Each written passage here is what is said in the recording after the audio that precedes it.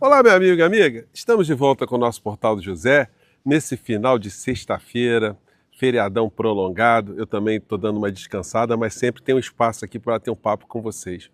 E mesmo nesses períodos de recesso parlamentar, recesso no judiciário, enfim, de não termos muitas notícias sendo produzidas pelas maluquices dessa gente da extrema-direita, até mesmo questões operacionais do governo que sempre atraem a nossa atenção, as coisas continuam a acontecer.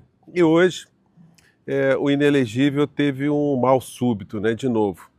Ele, numa reunião lá em Goiás, ele disse que está passando mal, está colocando as coisas para fora 10 vezes por dia, e coincide com algo que nós falamos lá atrás, que assim que a situação do inelegível começasse a ficar cada vez mais clara em relação à ida dele para uma cadeia, ele iria começar a passar mal.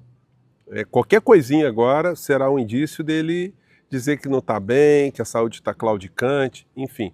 Não estou duvidando que a vida dele, a saúde dele não esteja muito boa, mas isso tudo será potencializado por várias razões, para fazer sempre aquele papel de vítima, de alguém que está sofrendo, alguém que é injustiçado. Daqui a pouco a dona Michele vai lá lavar o pé dele de novo, vai lavar a cabeça, daqui a pouco vão começar a postar fotos dele assim todo destrambelhado, ele com cara de triste, enfim. E isso tudo serve como uma antessala daquilo que será pedido para ele no futuro, ou seja, uma prisão domiciliar.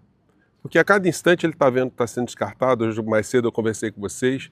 Todas as pessoas do campo da direita, os principais quadros, os líderes, estão articulando a substituição do inelegível sem querer perder o capital político, a insanidade que foi jogada em parte da sociedade brasileira para canalizar isso para algum tipo de ganho político.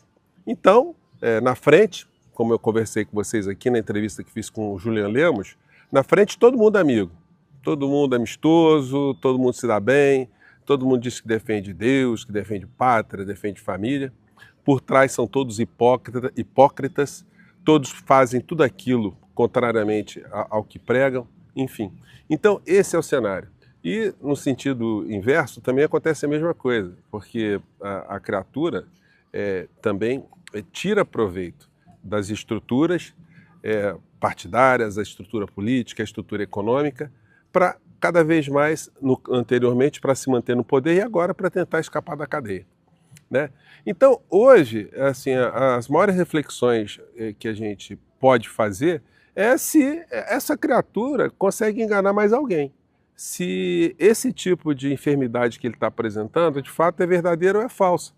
Porque mesmo lá atrás, uma facada que ele teria tomado representou para ele naquele momento, vejam só, o Julian Lemos falou isso na entrevista aqui que nós fizemos, né? Que quando o Julian foi encontrar com o Bolsonaro, a primeira coisa que ele disse, não falou, escapei, graças a Deus, olha só o que está acontecendo, enfim. Não, ele disse assim, ganhamos as eleições.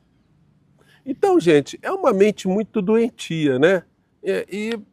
Agora, como eu sempre salientei com vocês, sempre essa figura ele se prestou a um papel funcional. E o que é esse papel funcional?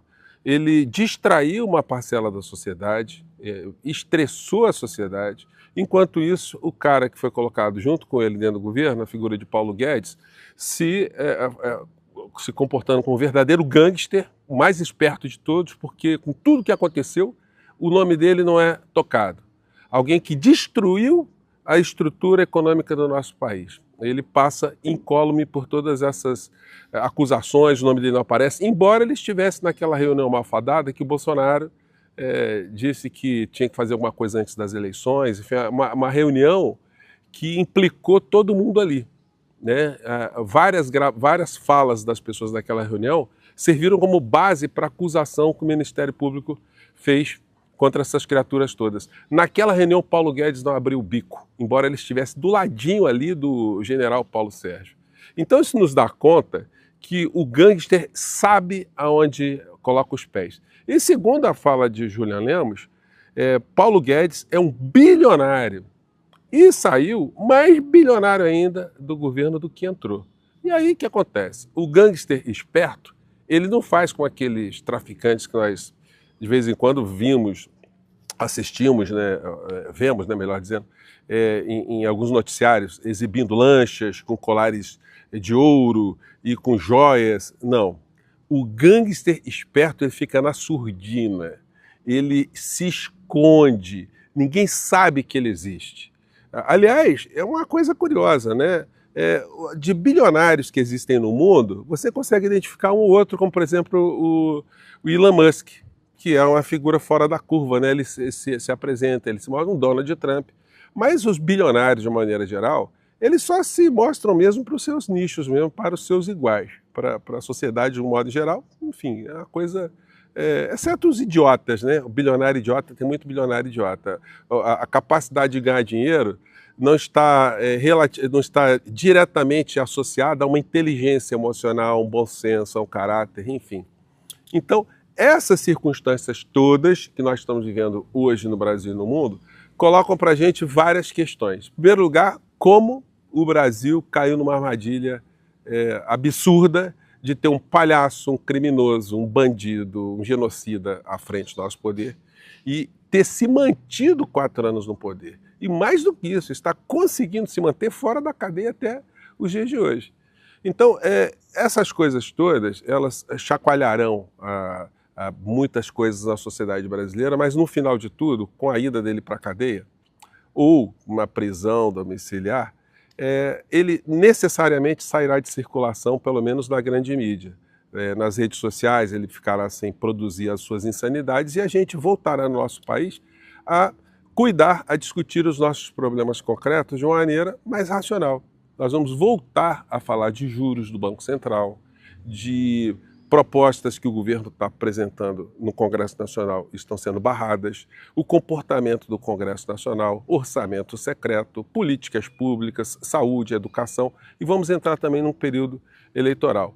Quando isso acontecer, nós estaremos já num outro patamar, porque essa figura, ele servirá apenas como esse fantoche, esse palhaço, esse boneco do posto, que serviu para manter uma estrutura, uma finalidade econômica aqui no nosso país, fez com que muita gente ganhasse dinheiro nas redes, nutrindo as pessoas, intoxicando as pessoas com todo tipo de insanidade, puxando o saco, elevando essa figura a um nível que ele nunca teve, um nível intelectual, um nível social, um nível religioso, um nível de discurso de família, enfim. E isso tudo terá no nosso país uma diminuição muito grande. E quando isso chegar, nós certamente estaremos até dando algumas risadas das notícias que receberemos da figura do inelegível e de muitas pessoas da sua Orcrim, né? Gente, nosso papo hoje foi mais curtinho, foi um papo aqui só para manter o contato com vocês. E se você está chegando agora, se inscreva aqui conosco, mande seu joinha, mande seu comentário, se puder prestigie também nosso clube de membros, porque aqui você é muito bem-vindo e muito bem-vinda. E não se esqueça também de prestigiar o nosso novo canal de cortes do Portal do José. Estou colocando aí vários cortes da entrevista que eu fiz com o ex-deputado Julian Lemos. Mais uma vez, um grande abraço e até o nosso próximo encontro. Tchau!